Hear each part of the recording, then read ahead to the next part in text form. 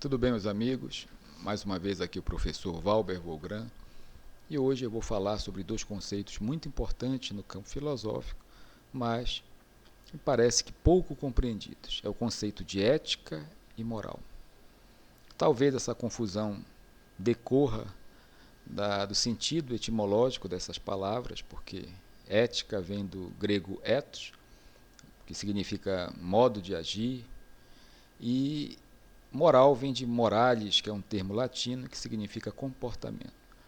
Então há uma certa proximidade, de fato, mas quando nós utilizamos a técnica filosófica, quando nós examinamos essas palavras, aqui de fato elas correspondem dentro da investigação filosófica, nós percebemos que há uma distância que as separam.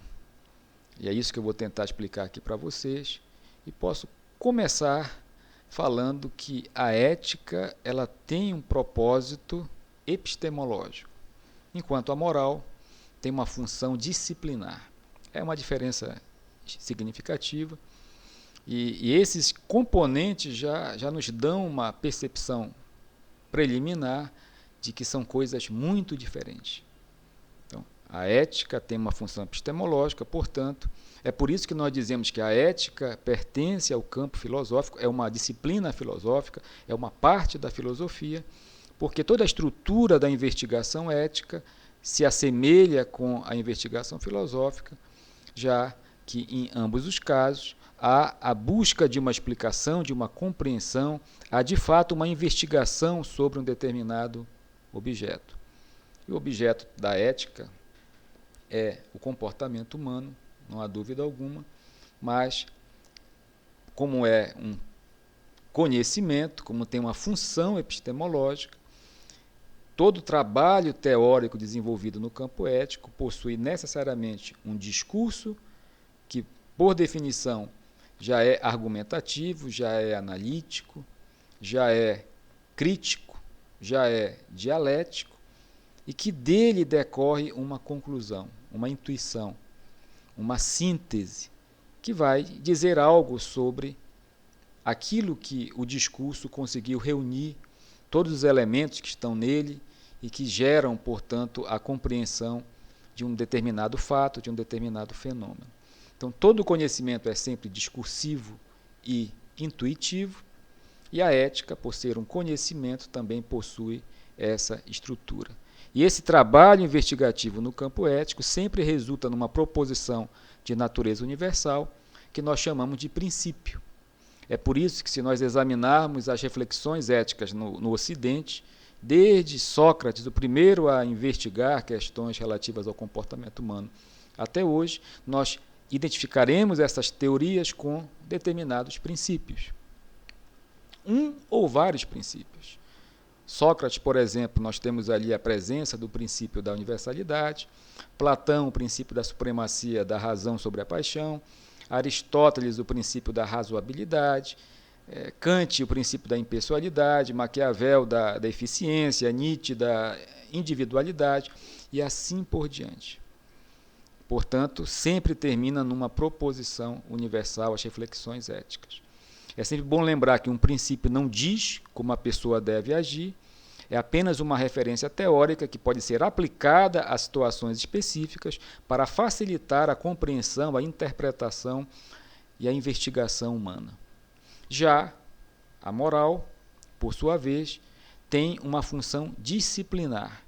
É um código, é um conjunto de regras que toda a sociedade possui, todos os grupos humanos possuem, estabelecem restrições ao comportamento humano para viabilizar a convivência das pessoas que integram essas comunidades.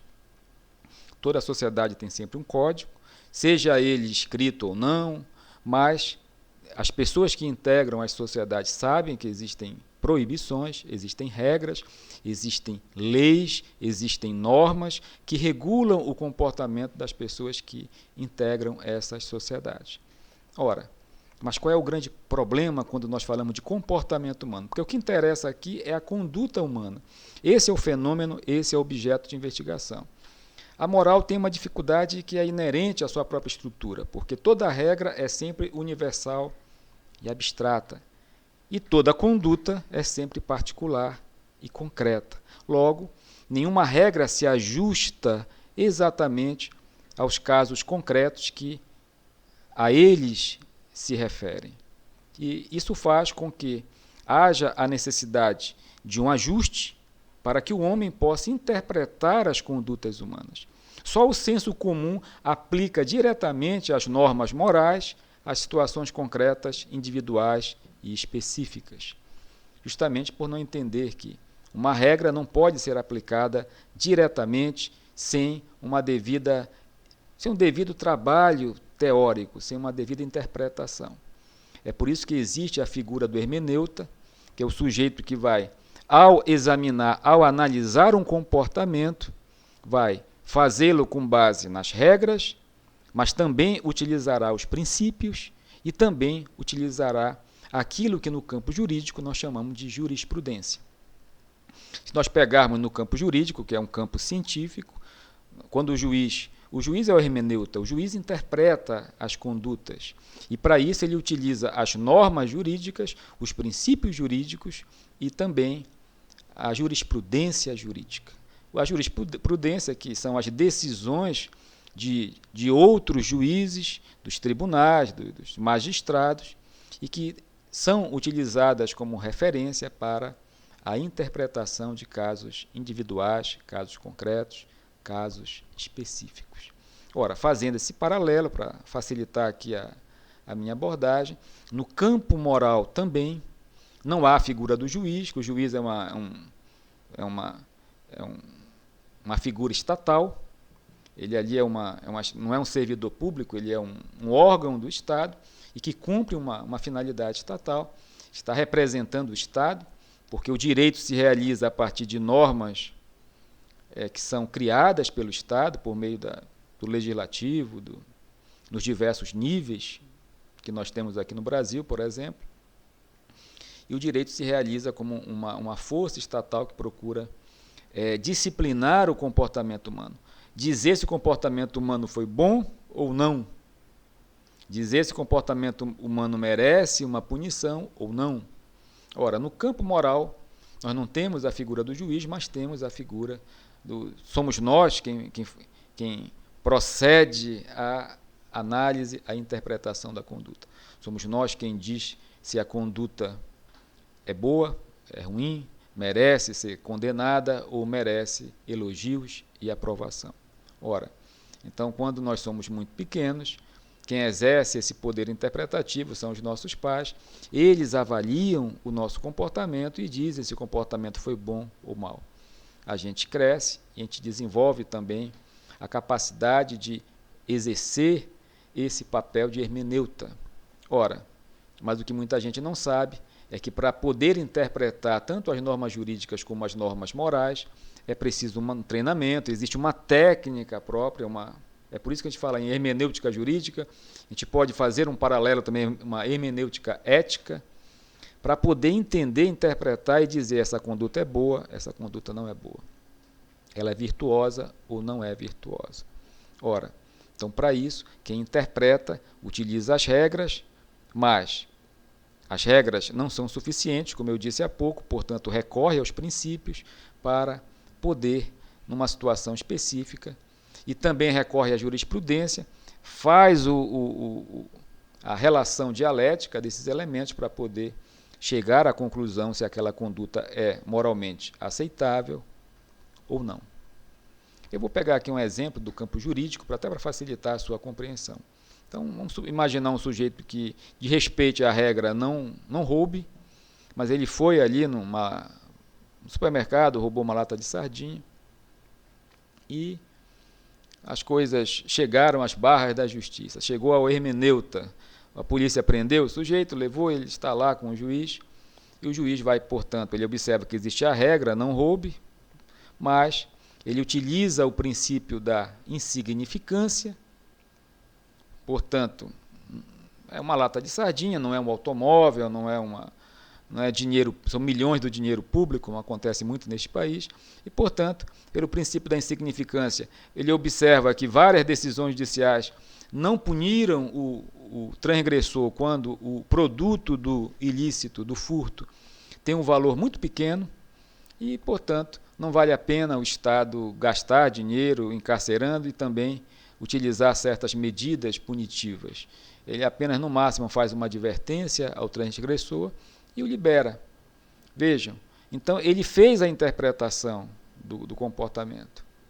Para isso, ele usou a norma, porque se ele usasse só a norma, de uma lata de sardinha a 1 bilhão de reais, que muita gente anda desviando por aí, mereceria o mesmo tratamento, porque é furtar.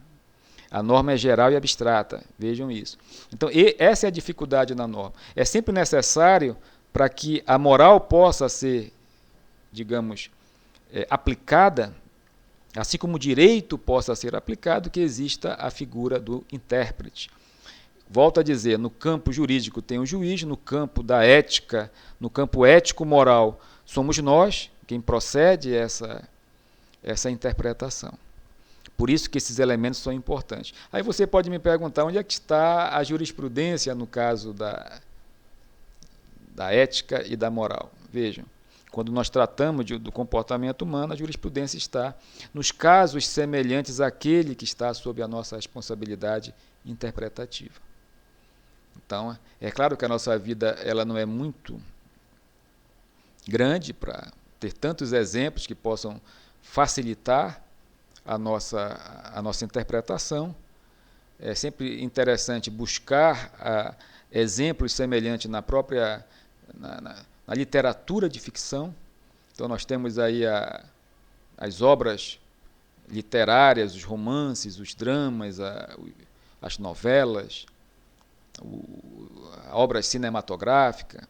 Então, na própria arte, existem vários exemplos também de comportamentos humanos, e, portanto, é por isso que é importante ler a literatura, principalmente a literatura brasileira, universal, aquela que é bem qualificada, os chamados clássicos da literatura, porque ali a gente vai encontrar também condutas semelhantes àquelas que nós nos depararemos para avaliá-la, e esses exemplos que estão na literatura, além daqueles que nós conhecermos direta ou indiretamente, servirão para compor a jurisprudência que vai nos ajudar a interpretar. Então a gente vai fazer uma síntese da norma, dos princípios e da jurisprudência e aplicar ao caso concreto. Então, a ética, ela simplesmente ela é teórica, ela não tem uma função prática, a ética.